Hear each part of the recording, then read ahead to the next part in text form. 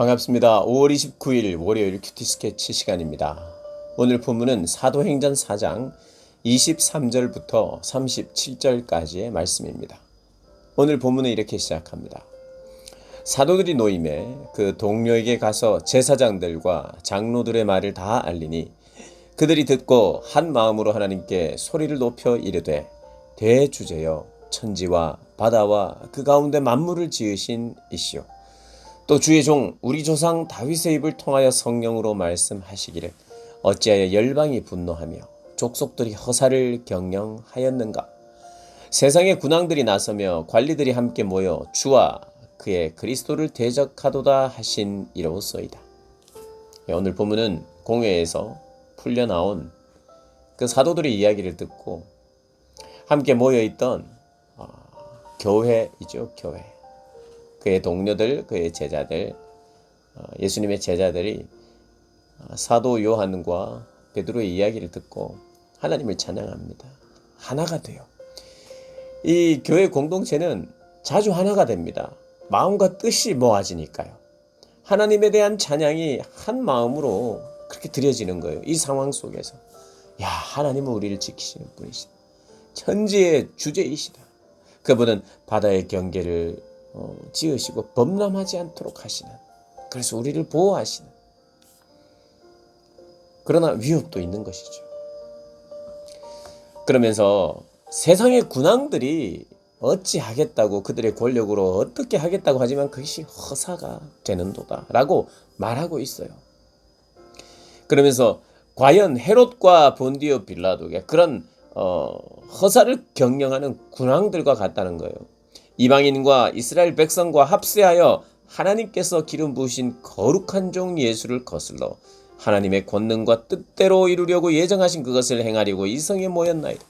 군왕들이 나서고 뭔가 자기의 권력으로 뭔가를 하려고 하지만, 그리고 빌라도를 비롯하여 이방인과 이스라엘 백성들이 다 합세하여 예수를 거스르려고 하지만 하나님의 권능과 뜻대로 내어주고 부활하심으로 말미암아 그분이 예정하신 그 일들을 다 행하시고자 십자가에도 내어주시고, 그들이 잘못된 심판도 하고 정죄도 하고 예수님을 어찌하든지 자신들의 힘으로 할 수 있다고 생각하면서 했던 그 모든 것이 허사가 되었어요. 왜요?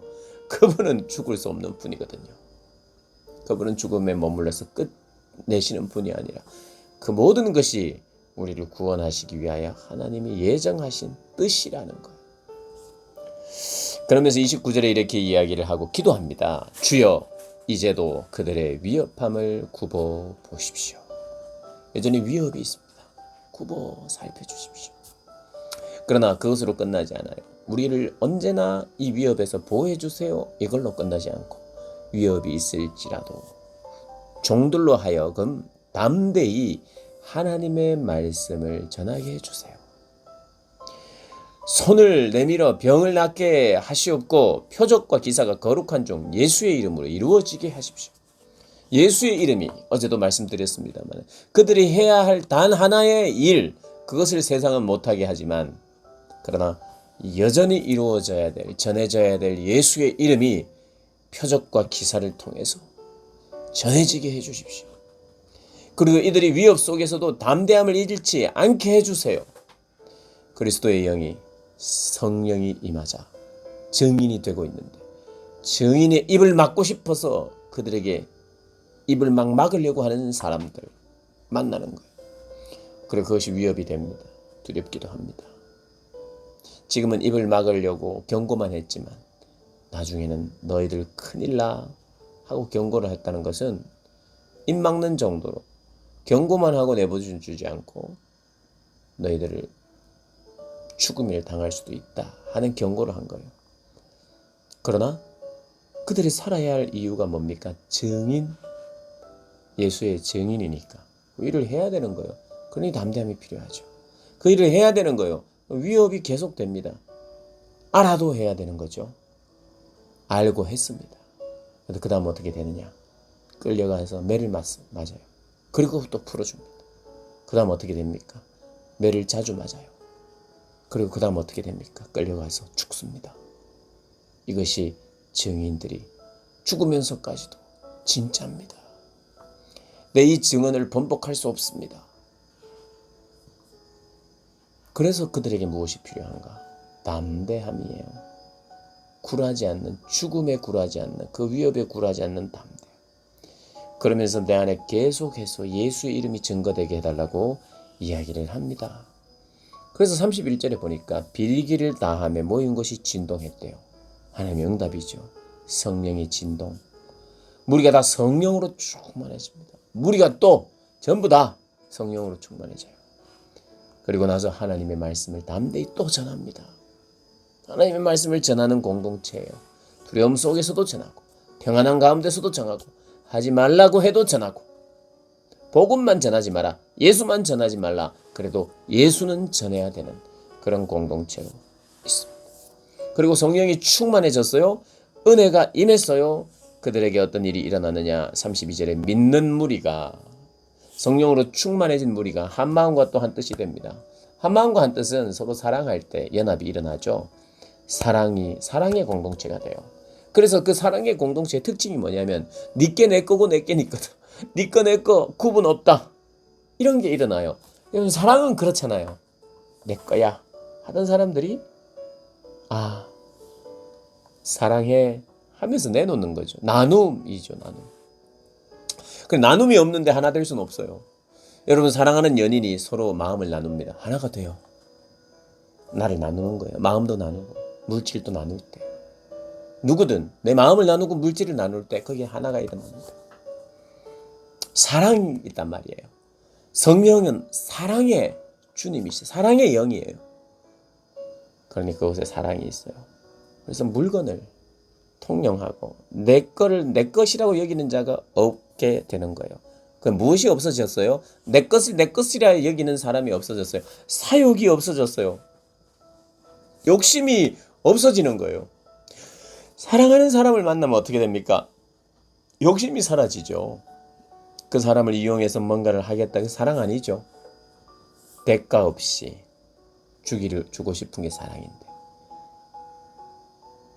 그래서 상대를 대상으로 뭔가를 내가 조건을 가지고 대하는 것 이미 사랑이 아니죠.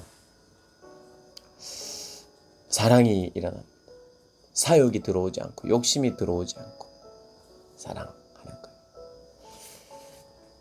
그래서 자기의 것을 조금이라도 아끼지는 사람이 없다고 32절에 말하는데요. 33절에 또 이런 이야기를 합니다. 사도들이 큰 권능으로 주 예수의 부활을 증언하고 그러니까 말씀을 전해요. 31절도 하나님의 말씀을 전하고 나서 믿는 무리가 말씀을 전하면 그 말씀을 듣고 믿는 사람이 생기겠죠. 이미 믿은 사람이 생기겠죠. 새로 믿는 사람이 생기겠죠. 그들 안에 무엇이 일어나느냐.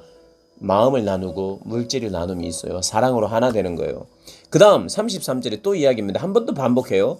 사도들이 큰 권능으로 주 예수의 부활을 증언하니 이게 무슨 말이에요? 31절의 말씀처럼 담대 하나님의 말씀을 또 전한 거예요. 33절에 이게 반복됩니다. 예수의 부활을 증언했어요. 그러니까 그 부활의 증언을 듣고 큰 무리에게 은혜가 임했어요. 큰 은혜가 무리 가운데 큰 은혜가 임했어요. 각 사람 위에 있다는 말이에요. 이것은 그 은혜가 있었다. 성령이 함께 하셨다. 이렇게 우리가 해석할 수 있는 거죠. 그러니까 이 모든 일은 하나님의 기도의 응답입니다. 기도의 응답으로 말미암아 은혜가 임하고 기도의 응답으로 말미암아 성령이 충만해져요. 자, 기도의 응답으로 나타난 것이 뭐냐? 담대하게 말씀을 전하는 것이고 말씀을 전하자 믿는 무리들이 생기고 믿는 무리들 가운데 하나됨이 생기는 거예요. 사랑이 생기는 거예요. 그래서 물질적인 나눔이 있어요. 내 것으로 여기지 않는 욕심이 사라지기 시작해요.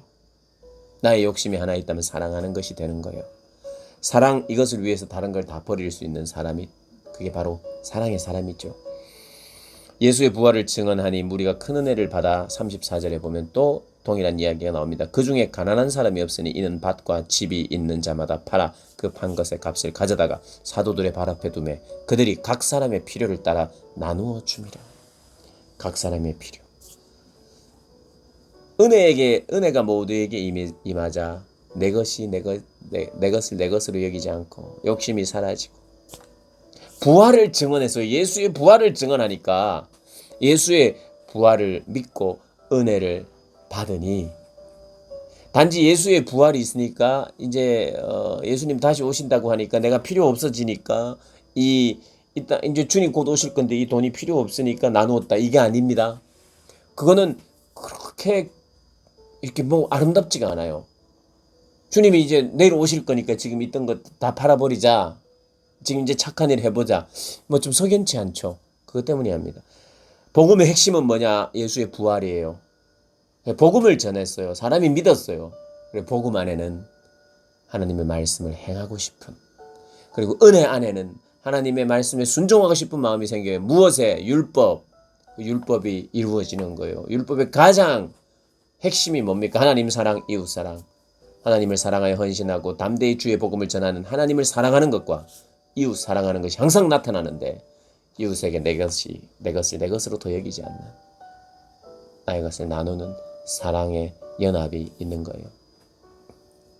그러니 이런 것입니다. 예수의 부활을 믿고 은혜를 받는 사람들에게 나타나는 특징이 있는데, 자꾸 움켜쥐고 모으는 것이 아니라 나누는 거예요.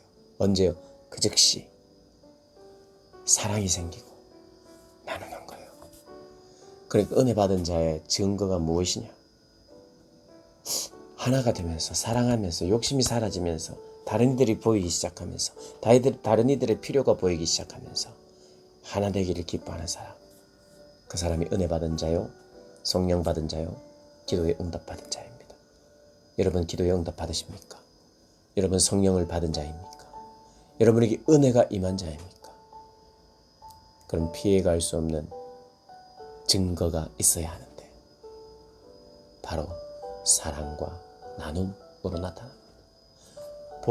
담대하게 복음을 전하는 것과, 복음을 전해서 믿게 된 사람들과 나를 나누는 사랑과 겸손, 욕심이 사라지는 그런 은혜가 우리 가운데 있게 되는 거예요. 혹시 여러분이 말씀을 들으면서 그럼 내 거 다 팔아야 되나? 꼭 다 모든 걸 다 팔아야 되나? 예. 그것은 우리가 하나님의 말씀을 통해서 나를 점검하면서 내가 해야 될 거 다 팔아야 될 필요는 없죠. 또 이 성경도 이 사도행전에 모든 사람들이 다 판 것은 아니에요. 자발적으로 일어난 일이에요. 자발적으로 일어난 것이지 모두가 팔아야 된다고 말하지 않아요. 어쨌든 모두 다 판 사람도 있겠고 조금 판 사람도 있겠고, 어쨌든 사랑이 막 넘치기 시작하면서 하나가 됐다는 그런 의미예요. 그러니까 다 팔아야 된다는 그런 어떤 당위성을 지금 이야기하는 게 아니에요.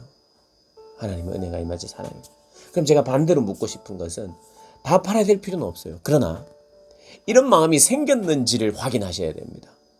내가 하나님의 은혜를 받으니까, 내가 이게 성령을 받은 것 같은데, 그래서 내 안에 할 수만 있으면 더 많이 팔아서 더 많이 나누어주고 싶은 그런 열망이 있었느냐? 그것이 나를 오랜 시간 동안 주장하고 있느냐? 그걸 물어야 되죠. 나에게는 이런 마음이 있었는가? 유지되고 있는가? 나도 다 팔아야 된다, 이걸 말하는 게 아니라 내 안에 그런 욕심이 사라지면서, 사람을 존귀히 여기면서, 교만이 사라지면서, 내가 니보다 나은데 이런 마음이 사라지면서, 귀하게 대하면서, 그들을 섬기면서 나의 것을 내 것으로 여기지 않고 싶은 마음이 생겨봤냐는 거죠. 안 생겨봤으면 문제라는 거예요. 안 생겨봤으면, 그 꼭 생겨야 돼? 문제라는 거예요. 성령을 받은 증거, 은혜 받은 증거, 이렇게 이런 마음이 생긴다는 거 꼭 기억하셔서, 내 속에 그런 마음이 혹시 없다면, 너무 작다면, 내가 믿는 내 믿음의 내용에 문제가 있는 것은 아닐까? 여러분 한번 돌아보시는 복된 여러분들 되시기를 주님의 이름으로 축복합니다.